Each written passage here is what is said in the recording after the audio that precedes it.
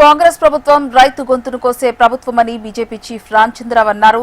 సిద్దిపేట జిల్లాలో రైతు కోసా బీజేపీ భరోసా బస్సు యాత్రలో పాల్గొన్న బీజేపీ చీఫ్ రామచంద్రరావు తాము వస్తున్నామన్న సమాచారంతోనే బస్తాలను లారీలోకి ఎక్కించారన్నారు. రైతులకు అండగా బీజేపీ పోరాటం చేస్తుందని, ప్రతి గింజను కొనుగోలు చేసే వరకు బీజేపీ ఉద్యమిస్తుందని రామచంద్రరావు స్పష్టం చేశారు.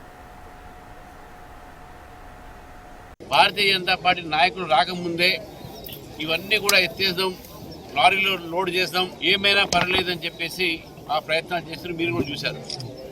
రైతులు చెప్తా ఉన్నారు నిన్న సంచులు వచ్చినాయి, అంతవరకు లేవు. అదేవిధంగా కలెక్టర్ గారు వచ్చి అందరినీ మీకు కొంటాము అని లారీలు పంపిస్తా ఉన్నారు వారు.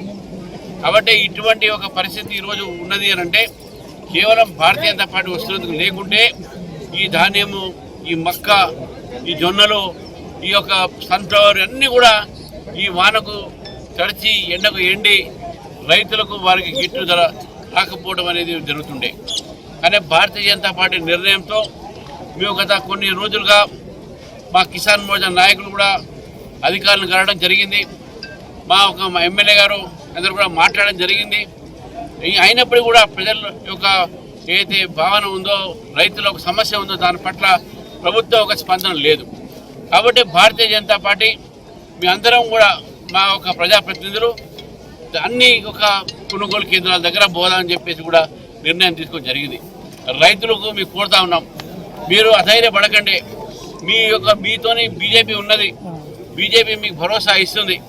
ఈ కాంగ్రెస్ పార్టీ వరంగల్లో చెప్పిన తర్వాత రైతులు ఏదో మాకు రేవంత్ రెడ్డి గారు చేస్తారనుకున్నారు, కానీ వారు చేసేది ఏం లేదు. రైతు గొంతు కోయడం మాత్రమే వారి పని. అదేవిధంగా గతంలో ఉన్నటువంటి ఒక ముఖ్యమంత్రి గారు, మీ ఎమ్మెల్యే గారు ఇక్కడ వారు అపోజిషన్ పార్టీ లీడర్, అక్కడ వారు కూడా ఎప్పుడు రైతుల దగ్గర రాలే. ఇంకా అసలు ఈ రాష్ట్రంలో రైతులకు బేడీ చేసిన ఘనత అయింది. ఫస్ట్ టైం రైతులకు బేడీ చేశారు. కాబట్టి వాళ్ళు మీ దగ్గరకు రారు, మీ సమస్య పట్టించుకోరు.